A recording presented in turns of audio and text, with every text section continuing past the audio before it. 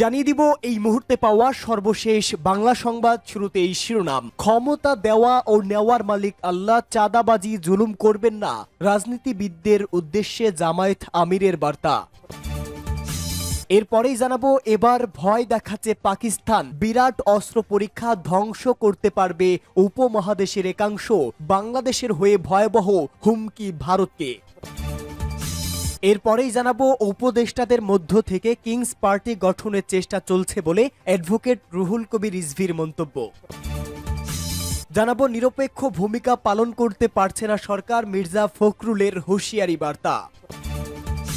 এবং সর্বশেষ জানাবো, বাংলাদেশে আইএসআই, অসম সহ উত্তর পূর্বে অশান্তি তৈরির লক্ষ্য পাক গুপ্তচর সংস্থার। শুনছিলেন সংবাদ শিরোনাম, এবারে বিস্তারিত। ক্ষমতা দেওয়া এবং নেওয়ার মালিক আল্লাহ, চাঁদাবাজি জুলুম করবেন না, রাজনীতিবিদদের উদ্দেশ্যে জামায়াত আমিরের করা বার্তা। ক্ষমতা দেওয়া নেওয়ার মালিক আল্লাহ, বিষয়টি বিবেচনায় রেখে রাজনীতিবিদদের চাঁদাবাজি জুলুম না করার আহ্বান জানিয়েছে জামায়াত ইসলামীর আমির ডক্টর শফিকুর রহমান। রংপুরের বেগম রোকেয়া বিশ্ববিদ্যালয় সংলগ্ন পার্কের মোড়ে এক পথসভায় প্রধান অতিথির বক্তব্যে তিনি একথা বলেন। তিনি বলেন, ক্ষমতা দেওয়ার ও নেওয়ার মালিক আল্লাহ, ক্ষমতা কেড়ে নেওয়ার মালিক আল্লাহ।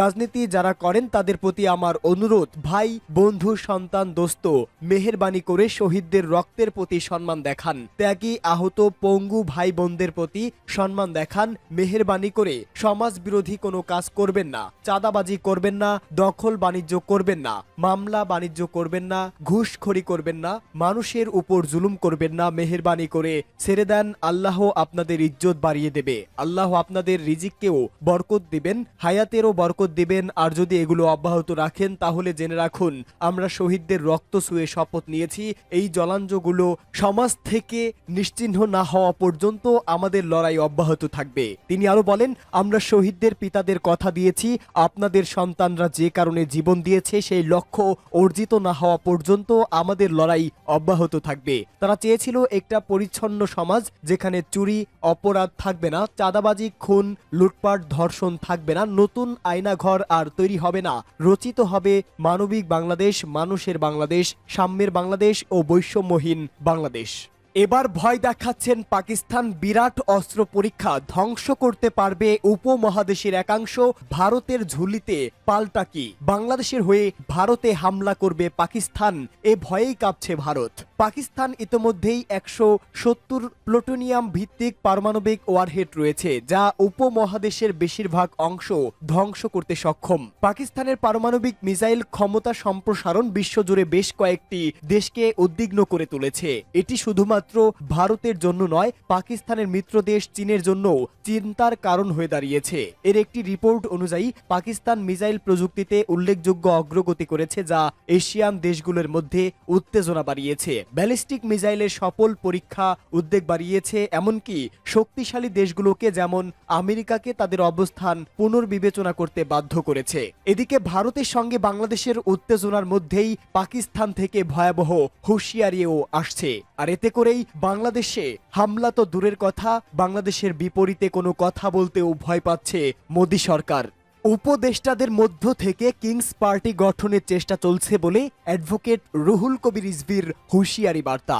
শুক্রবার সকালে বনানী কবরস্থানে আরাফাত রহমান কোকোর 10তম মৃত্যুবার্ষিকী উপলক্ষে কবর জিয়ারত শেষে তিনি এই অভিযোগ করেন। রিজভী বলেন, সরকারের ভেতর থেকে রাজনৈতিক দল গঠনের চেষ্টা চলছে, তাহলে মানুষ তো নিরপেক্ষতা নিয়ে প্রশ্ন তুলবেই। বিএনপির এই জ্যেষ্ঠ নেতা বলেন, এই সরকার বিভিন্ন প্রশাসনিক নিয়োগের ক্ষেত্রেও বিশেষ কোনো রাজনৈতিক দলকে প্রাধান্য দিচ্ছে।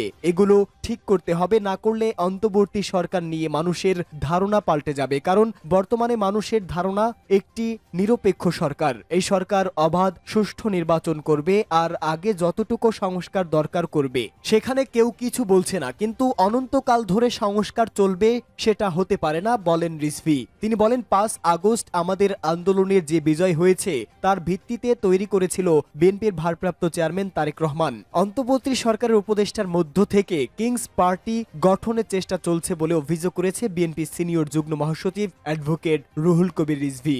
নিরপেক্ষ ভূমিকা পালন করতে পারছে না সরকার, মির্জা ফখরুলের বার্তা। বিএনপির মহাসচিব মির্জা ফখরুল ইসলাম আলমগীর বলেছেন, নির্বাচনের সময় একটি নিরপেক্ষ সরকার দরকার আছে। বেশ কিছু বিষয়ে অন্তর্বর্তী সরকার নিরপেক্ষ ভূমিকা পালন করতে পারছে না, তাই অনুরোধ করব, প্রত্যাশা করব, আমরা আশা করি সরকার নিরপেক্ষ ভূমিকা পালন করবে, দেশে যে সংকট আছে সেই সংকট থেকে মুক্ত করার জন্য দায়িত্ব পালন করবে। তিনি বলেন, আজকে সবগুলো সংস্কার করে নির্বাচনে যাওয়ার কথা উঠেছে। তাহলে কি আমরা 4-5 বছর ধরে অপেক্ষা করব? যতদিন সম্পূর্ণ সংস্কার না হবে ততদিন ধরে অপেক্ষা করবে জনগণ, তারা তাদের ভোটের অধিকার থেকে বঞ্চিত হবে। গতকাল দুপুরে জাতীয় প্রেস ক্লাব মিলনায়তনে শহীদ আসাদের 56তম শাহাদাত বার্ষিকী উপলক্ষে এক আলোচনা সভায় প্রধান অতিথির বক্তব্যে তিনি এসব কথা বলেন। সভায় সভাপতিত্ব করেন শিক্ষাবিদ অধ্যাপক মাহবুবুল্লাহ, ভাসানী অনুসারী পরিষদের সদস্য সচিব হাবিবুর রহমান রিজুর সঞ্চালনায় সেখানে বক্তব্য রাখেন বিএনপির উপদেষ্টা কাউন্সিলের সদস্য আমানুল্লাহ আমান, জাহির উদ্দিন স্বপন, যুগ্ম মহাসচিব খায়রুল কবির খোকন সহ আরও অনেকেই। পাকিস্তানের সামরিক বাহিনীর প্রতিনিধি দলের সদস্য হিসাবে যাওয়া সে দেশের গুপ্তচর সংস্থা আইএসআই এর একজন প্রতিনিধি চট্টগ্রামে পরেশ বড়ুয়ার নেতৃত্বাধীন আলফা এর কয়েকজন নেতার সঙ্গে আলোচনায় বসেছেন বলে একাধিক সূত্রের খবর এসেছে। ভারতের গোয়েন্দারা মনে করছেন, অসম সহ উত্তর পূর্বের রাজ্যগুলিতে ফের সন্ত্রাসবাদ ও হিংসার আগুন জ্বালানোর সুনির্দিষ্ট কোনো পরিকল্পনা আইএসআই এর রয়েছে। অতীতে পরেশের নেতৃত্বে আলফা উত্তর পূর্বের রাজ্যগুলির জঙ্গিদের অস্ত্র ও প্রশিক্ষণের বন্দোবস্ত করত।